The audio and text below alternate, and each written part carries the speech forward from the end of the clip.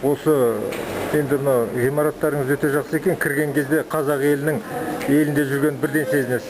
Безендіру өте жақсы екен. Аты жөніңіз кім? Қандай қызмет атқарасыз? Мен директордың орынбасары. Жанна Пакергина. Мен әділет департаментінде өзім жұмыс істегем. Осы қазақ тілі кабинетінің енді қызметінің нәтижесі қалай көрініп жатыр? Жұмыста енді былтыр ашылдық қой. Нәтижелер жаман емес, жақсы теледидарға түсіріп, осы өткен аптада көз жетті, мақтап жатыр. Жоқ, ана жұмыс барысында енді жасыратын ештеңесі жоқ. Көп жерде жаңағы аударма институты істейді ғой. Жоқ, ана жұмыстың бәрі өзге тілде жүреді дағы.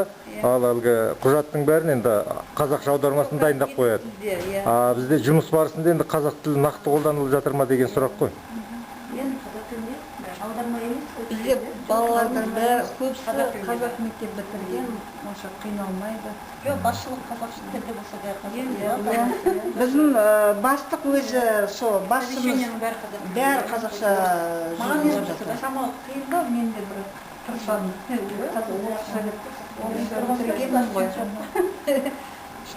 Қазақтың иісі шығып тұр біздің сонда. Иә, мына ғимаратқа кіргеннен ақ білінеді екен, ана уже әлгі қазақтың иісі шығып тұр.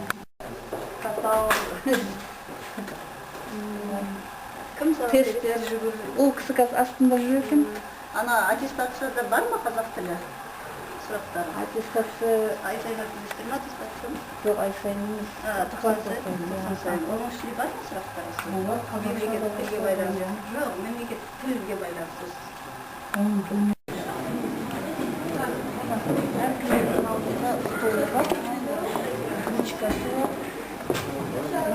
Алатауда осындай ма?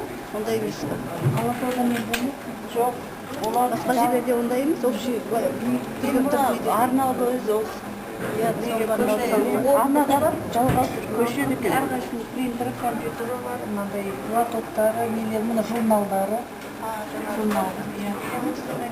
Бұл кісілер құжаттар тапсырып отыр. Аны қабылдап қойғасын, накопительге барып, роспись тапсырады. Екісімен жасадық. Адам жоқ қой жерде. Бұлар не ғой? Екісімен деп жатыр ма?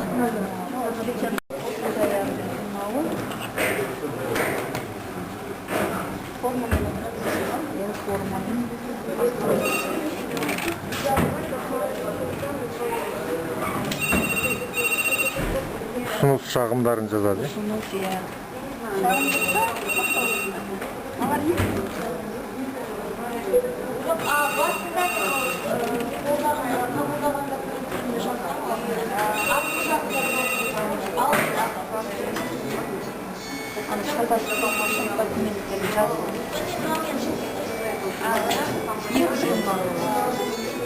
Жаздық қол қойып, чекпостың қойып.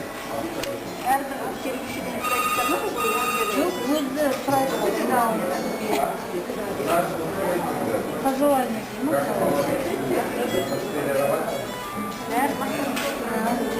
Көпшілден мақтайды.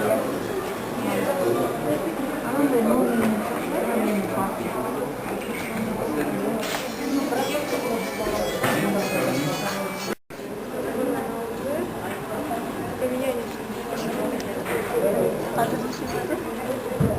бір 16-да келдім.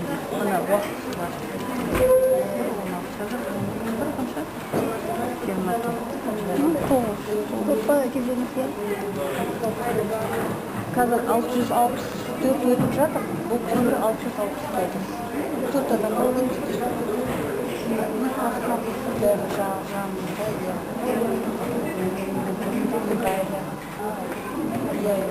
Söylediğim bir şeyle ben söylediğim